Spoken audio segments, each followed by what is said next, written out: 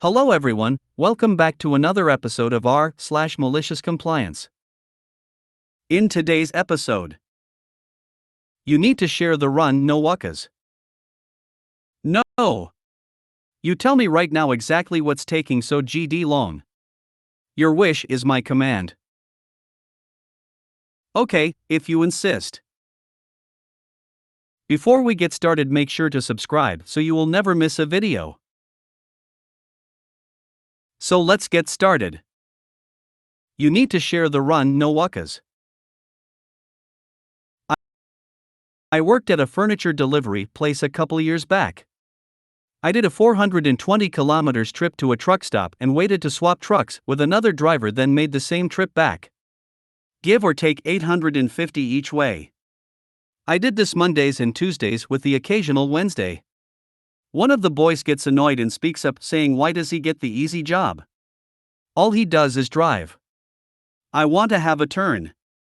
It's not fair he is the only one to get it every week. Managers get pissed, tell me I need to switch and be fair with the rest of the drivers and not hog the easy run. All good. I told him go for your life. What he didn't realize is there is literally nothing to do other than pull over for a 5 to 10 minute break and your lunch. You can't cruise like if you were an offsider. Most crews had 2 to 3, one being a designated driver and the others being labor. You'd chill in the cab, sometimes have a nap and wait till the next location and maybe move 3 items max per job and build a couple. It was a total of 8 to 10 hours driving. I've always loved long drives. I love long airplane trips and stays in hospital. I'm just weird. I chuck on my music and go about it. I don't need to interact with people. See, all the other boys had done the run before. No one liked it. You got far more breaks actually doing deliveries and the such. Had he asked me about it, I'd have told him, but since he got pissy, I just decided to set the navman up for him and move on. He lasted one round trip. The moment he got back to the yard, he said this is bullsh*t. You can have it back, but I said nah, I like this more. You told them you wanted the run, you can have it. He took me out for a night on the piss and I got the run back, lol. No. You tell me right now exactly what's taking so GD long. Your wish is my command. More drive-through mayhem ensues last night at your local Mendy's. We've had a lot of terrible/weird things happen lately, and as our sister store we call Mendy's Ray Road is perpetually closed, we get our usual rush of customers, combined with all of the mobile and Uber Eats and DoorDash and food schlaps and you name it spilling over to our location. It's hectic. We're running out of things. It's literal mayhem. I take order number 521 as I begin to assemble their drinks, as is the process. I notice that the 4 drinks they ordered suddenly can't be made due to the flavor being out. I need to change out the syrup to the freestyle machine. Just as I realize the machine's running out, I hear the bloop that alerts me to the entry of a new customer in the drive-thru. I'm about to greet them, which I always manage to do within 2 seconds of approaching the speaker box, but these people were yelling right as they pulled up, saying yeah hello. I want a dash, whoa, hold on their turbo. I lay a little louder into my already interrupted greeting, saying hi, welcome to Mendy's, please hold for a minute while I dash. Oh my god, you talked to the last guy. Well, alright, I guess. The customer chimes in. More attitude was in this than I could accurately depict. I usually say that I'll be with them in a second, but what was about to say this time was they'd need to hold on for a couple minutes due to my situation. They interrupted, so I just took care of the things I needed to. I managed to get the keys from my manager to open the closet to get the AA drink mix and pour the 4 drinks and then set the next order. While I was running all over the place, I heard increasingly angrier grumbles along the way, so I did my due diligence and said just another minute or 2 every so often. I thought this helped. Evidently, it didn't. As soon as I'm back to my ordering machine and re-greet the customers with a "thanks for waiting, how can I help you?" I hear the following ear-piercing rant. What in the world took so funking long? I reply as kindly as possible, despite having a knife pulled on me this week. "Ma'am, I'm sorry about that, I can take your order now." She went full vocal again, saying, "No, no, no, no, and no. You tell me right now exactly what's taking so GD long." Enter malicious compliance. What could have been an easy 30 seconds of ordering and then beginning to make her family's food turned into a debacle now, thanks to MC. I'll tell you exactly what's taking so long.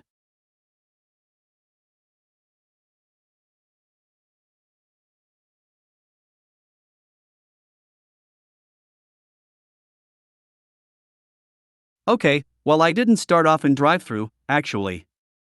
I was on the grill first. I really liked the grill. I miss the freedom, more than anything. You know what I mean?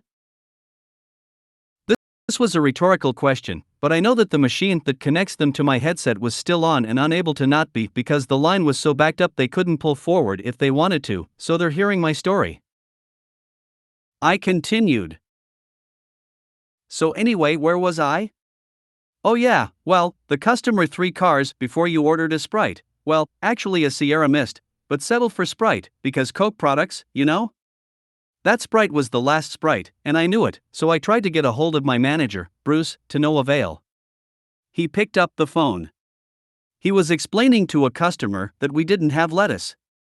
The customer said something about salad lettuce instead, and I think Bruce said okay to that. I'm not sure.